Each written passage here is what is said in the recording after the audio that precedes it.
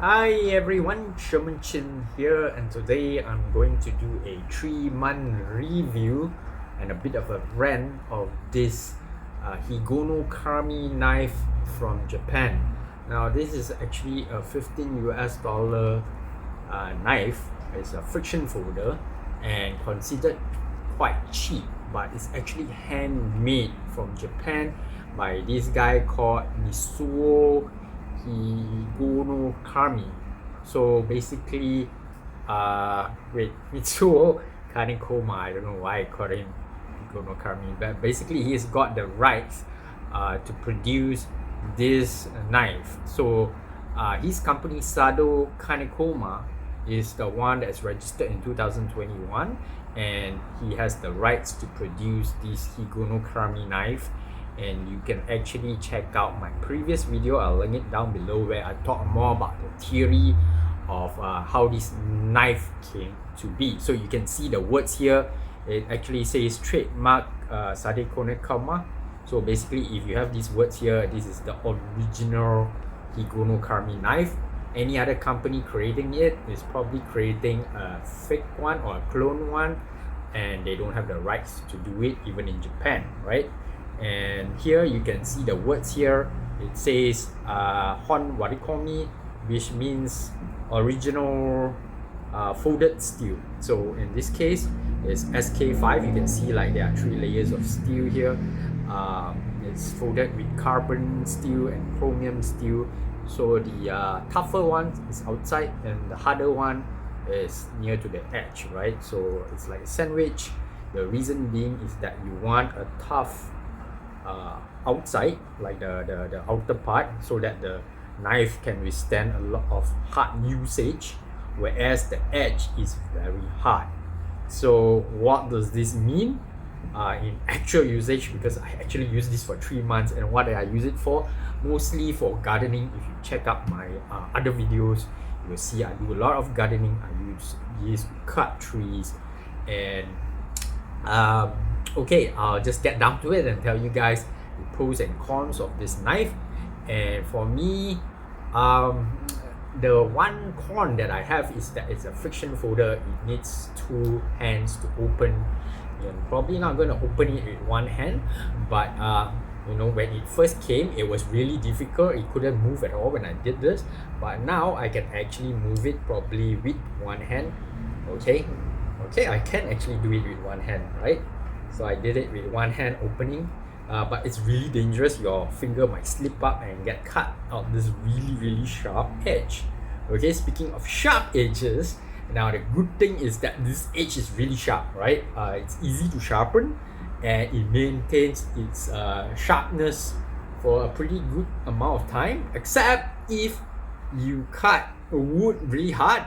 This edge tends to be brittle, okay, because it's hard, right? It goes up to, I think, 63 HRC, and it's gonna chip, okay? I got the tip chip before, I showed you guys, and you have to basically reprofile the blade again whenever you get chips on the hard edge, okay? So pros and cons, like I said. So if you have a hard edge, it's gonna cut really well. Let's take a piece of paper here. You can see the hard edge has maintained its sharpness. You see how sharp this is? This is super sharp, okay? I've used it to cut chicken bones when I'm eating. You cut through food, this is just awesome. You cut branches, this is awesome. But like I said, it's brittle, okay? Brittle means it can chip easily, okay? When it's chipped, then you need to do something like sharpen it on this redstone, which is the sharpen redstone from Japan. This is a 2000 grit redstone, okay? It's really high grit, so it's not for reprofiling. If you want to reprofile it, use this diamond rod, and you need to, like, especially when you really have this edge really bad, then you need this diamond rod to reprofile the edge. But if your edge is not like, it's still sharp like this, you can just use this redstone 2000 grit to maintain its sharpness. So more or less, it's like stropping with a leather strop, right? So that's how you maintain your knife.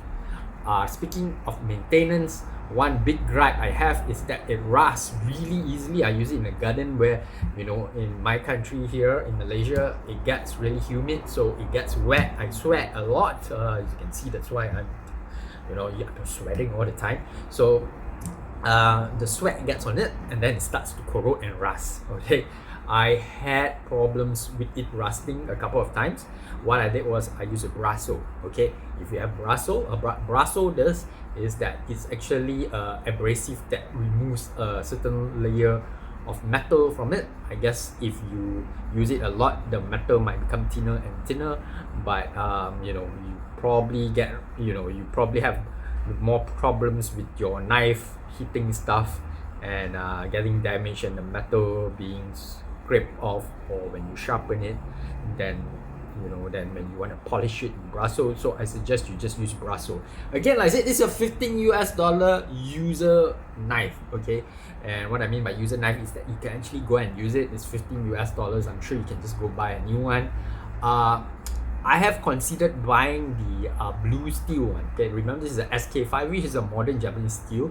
The white steel and the blue steel, the difference is the white steel one has been used to make Japanese samurai swords. Okay, you see how it looks like a samurai sword? That's because these are the guys who made the original Japanese samurai swords, right? This looks exactly like a samurai sword, but the one that is more samurai sword is actually using the white steel one, which is the original metal used for samurai swords, right? And then this company, Sado Kanekoma, has used the blue steel now, which is the common one, which is a modern steel which allows the I think the metal to withstand more corrosion, right?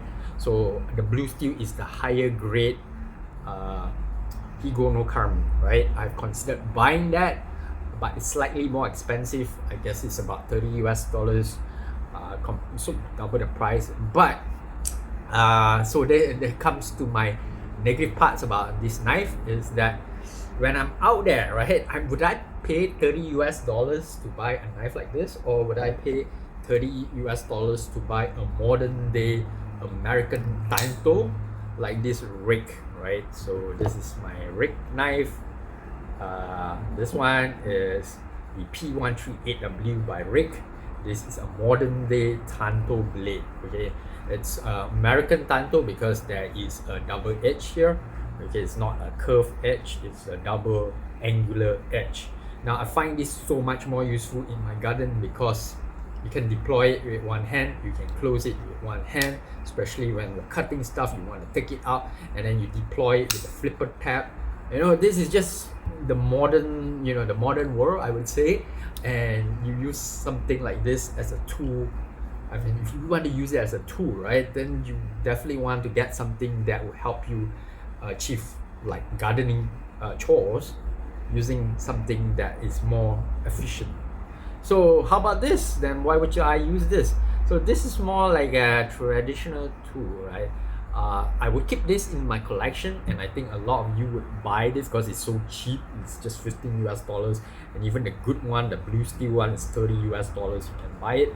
I wish they just, you know, Japan would change their sword laws and allow these guys to create like a full katana. I have a katana, but I don't have a, I mean, it's not really a katana, it's a unsharpened one, because in Japan you are not allowed to sell sharpened katanas. Okay, I have the unsharpened one. It's called Yaito, and the Yaito is really good quality, except the blade is not this Warikomi. The Warikomi blade is the real Japanese sword, right? This is the blade you buy on this little knife. This is the one that's created. The method it's used is like folding metal. Okay, it's like Damascus, but basically you actually, it's not like, you know, just mash together metal, but you can actually see the layers, right? You can actually see 1, 2, 3 layers here.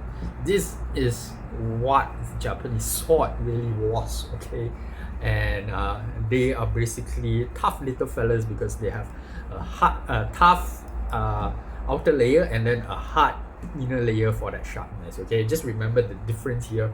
If you can't remember, just look at my previous video. The hard part keeps it sharp, but the soft part keeps it tough. Okay, so you got combine these two metals. Okay, a lot of today's steel like this one. Okay, the good thing about this steel is actually it's 14C28N. You can see here 14C28N, and that steel, this steel is actually one of the toughest steel as a toughness of knife. I think there's a Dr. Laren Thomas, sorry if I mess up the name, from Knife Steel Nerds YouTube channel. He actually measured the toughness, hardness of the steel and the corrosion resistance. So there are 3 major points for every steel, that is toughness, hardness and corrosion resistance. Now the hardness will give you sharp edge, the toughness will give you the ability for the knife not to break when you whack it, and then the corrosion resistance will give you the ability for the knife not to rust. Now coming back to this steel, right? Of course, the Knife Steel Nerds did not do the grading on this Japanese steel, but I would say if you go by the toughness, it's really tough. Okay, the hardness is there as well because of the different steel on the edge, so it cuts really well. It can withstand a lot of like a lot of hard use, but at the same time, because the steel is layered this way, the edge is very prone to being damaged. But because it's hard, it's easy to sharpen, and also just that's like a Japanese katana, right? The whole point is that you cut really well, and this has all the qualities of a Japanese katana.